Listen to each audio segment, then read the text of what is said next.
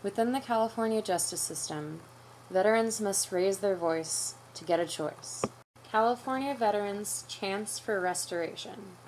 Healing invisible injuries improves community safety. While the issue of treatment rather than incarceration for injured veterans is relevant throughout our entire nation, the purpose of this video is to inform injured veterans, veteran support networks, and veteran-oriented service providers that in California, veterans with military injuries that affect mental health can earn restoration of their civil rights. Our goal is to promote safety and prosperity through teamwork by sharing information about a law set up to reward injured veterans by restoring status to those who dedicate time and effort to the healing process. Accomplishments of eligible veterans must meet certain standards to earn this restoration. Reasons. It's important to everyone, not only to the people who served in the military. Money, safety, ideals. Ideals. Thank you for your service. Although it's easy to admire uniformed personnel while they parade past, all pressed and polished, when they come back damaged in obvious or subtle ways, do we feel uncomfortable with the changes? Do we shun them? Money. Prisons are expensive to taxpayers. In contrast, despite their military injuries, veterans bring money into their local communities by being productive as business owners and wage earners, or by spending their earned benefits locally, or by both working and receiving disability compensation or military pensions. Every veteran successfully salvaged from the criminal justice system becomes a plus to the local economy instead of a minus. Safety. People who feel included and respected in their community have a sense of personal investment. People who are invested tend to be law-abiding themselves, encouraging others to respect the law as well. Individuals who are ostracized and marginalized have nothing much to lose, so they have less incentive to behave well. We enhance safety by offering injured veterans a chance to reestablish themselves as valued community members. Due to a military culture of soldiering on, of don't turn back despite injury, often veterans are reluctant to dwell on their vulnerability, either through self-medication for discomfort or by following doctor's orders that lead to prescription drug dependencies. Unfortunate outcomes can be traffic offenses while under the influence, or relationships deteriorating into broken homes, or other human tragedies. However, our society can upcycle injured veterans who return to our civilian communities somehow different from how they were when they departed. By upcycling, we avoid wasting potentially valuable human beings. Injuries can affect perception, and perception affects conduct. Then conduct might seem abnormal. Suppose one person is unaware of certain environmental signals that another person pays attention to. Then mutual misinterpretation may become a self-escalating problem. For instance, others might not recognize that someone's conduct is the symptom of an injury. They might ignorantly attribute it to bad moral character. This group dynamic does not create a positive change. Modern neuroscience discovered that by repeatedly treating or mistreating an individual consistently, physical changes are induced in the person's brain.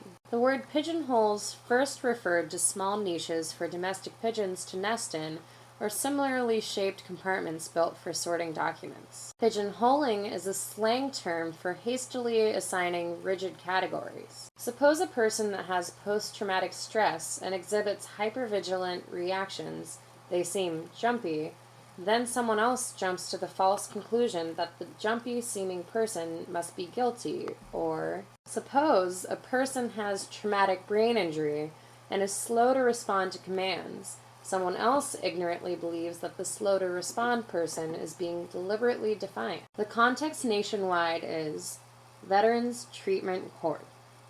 A resource is the organization Justice for Vets, accessible on the internet at www.justiceforvets.org. As of the filming of this video, Justice for Vets listed veteran court programs at locations in 11 California counties. United States Department of Veterans Affairs, or VA, has the Veteran Justice Outreach Initiative, VJO for short, which strives to prevent veterans from unnecessarily becoming involved in the criminal justice system because of a substance abuse or mental health issue.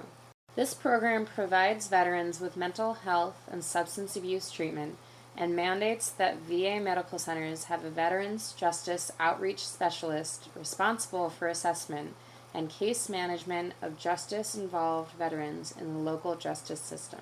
California Penal Code Section 1170.9 authorizes state courts to defer jail sentences for qualifying veterans convicted of a crime and to restore their civil rights upon successful completion of their program if adequate evidence is shown to the judge. Veterans whose military injuries lead to justice system involvement should be informed of the statute, California Penal Code Section 1170.9.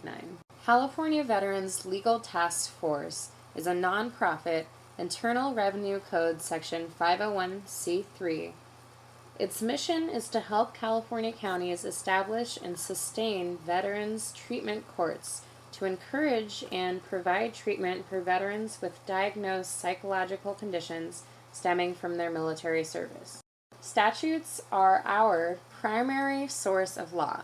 A statute is a law formally proposed and favorably voted on by an official lawmaking institution like the United States Congress, or here, the California Legislature. California's statute about proceedings such as Veterans Treatment Court was carefully written to demonstrate legislative intent.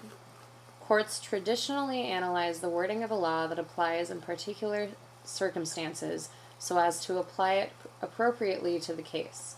Courts examine the legislature's comments when the law was enacted and historical events surrounding that enactment. PC Section 1170.9, Subdivision H sub 1 states, "It is in the interest of justice to restore a defendant who acquired a criminal record due to a mental health disorder stemming from service in the United States military to the community of law-abiding citizens." This language is important because it explicitly declares the legislative intent behind PC Section 1170.9, Subdivision H. The word recidivism applies to convicted criminals who reoffend, especially to those who repeatedly engage in criminal conduct.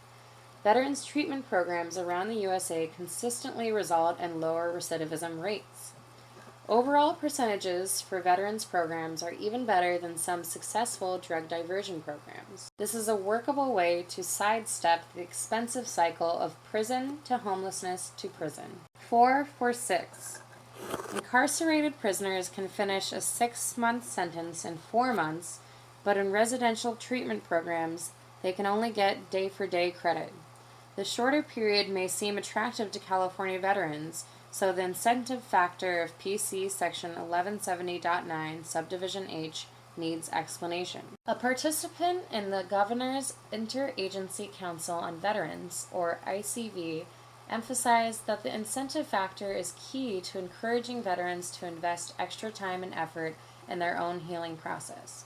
The restoration provision rewards veterans who are willing to devote time and dedication.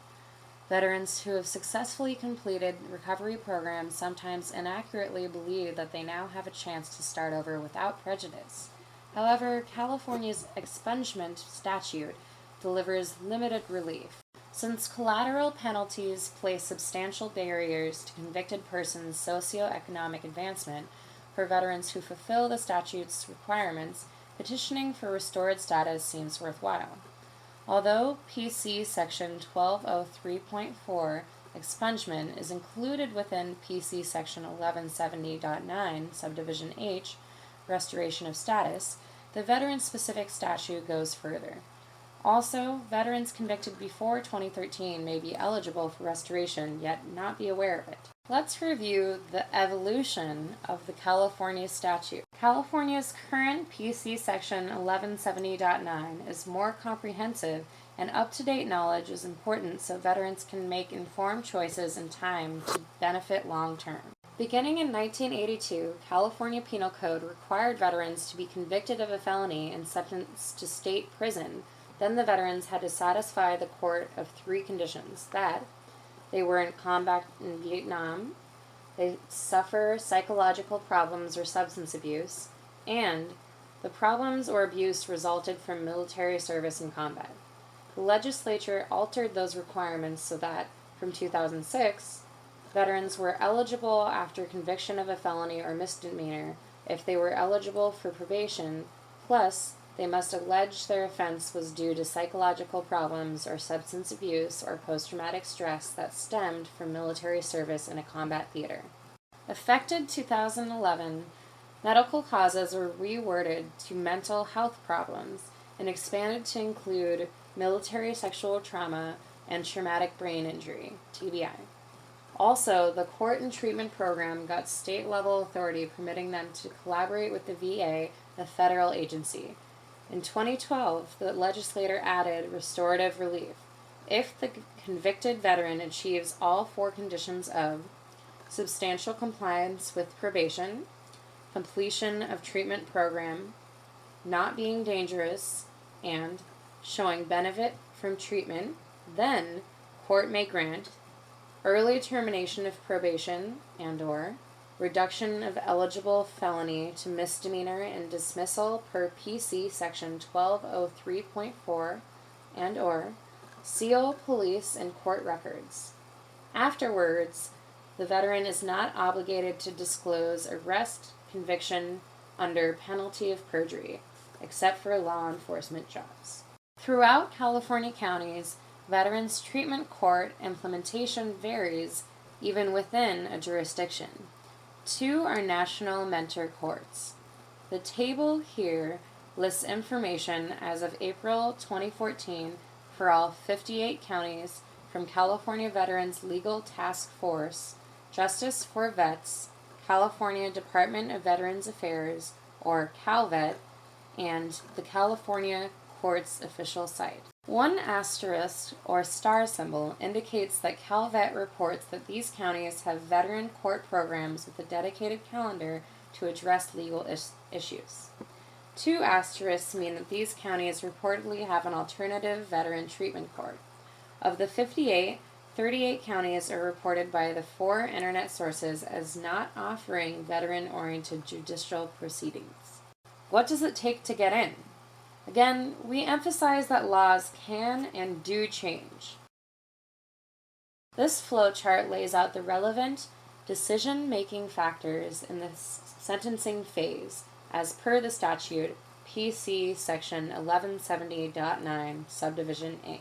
The next flowchart diagrams the steps for meeting statutory requirements during the sentencing phase as per the statute PC Section 1170.9, Subdivision B, along with the factors to consider if all conditions set forth in Subdivision B are met.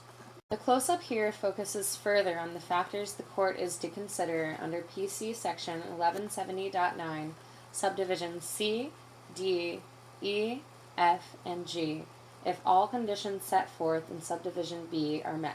The final flowchart illustrates the statutory requirements by which a veteran may earn restorative relief under PC Section 1170.9, Subdivision H.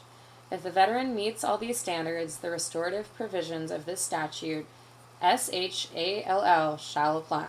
Not might, not maybe, the legislator wrote and voted, the governor signed into law, shall. Convictions for some offenses are excluded under PC Section 1170.9, Subdivision H, Sub 4, Sub B. These span an array of misconduct that the California legislature listed specifically. Room for improvement. Delay between judicial decision and actual restoration. We need our government agencies to realize that people are paying attention to actual outcomes in individual cases. Every veteran successfully diverted from the costly prison system becomes a plus to the local economy instead of a minus. In the California justice system, veterans must raise their voice to get a choice. But veterans must be informed in time to make an informed decision. Each of us can choose to help inform our veterans, or not. Disclaimer. Always double check before relying on a version of the law, because laws can and do change from time to time. Information provided in this video is not a substitute for specific advice on individual situations from a well-informed lawyer. For the help of a trained professional, please consult an attorney licensed to practice in your state.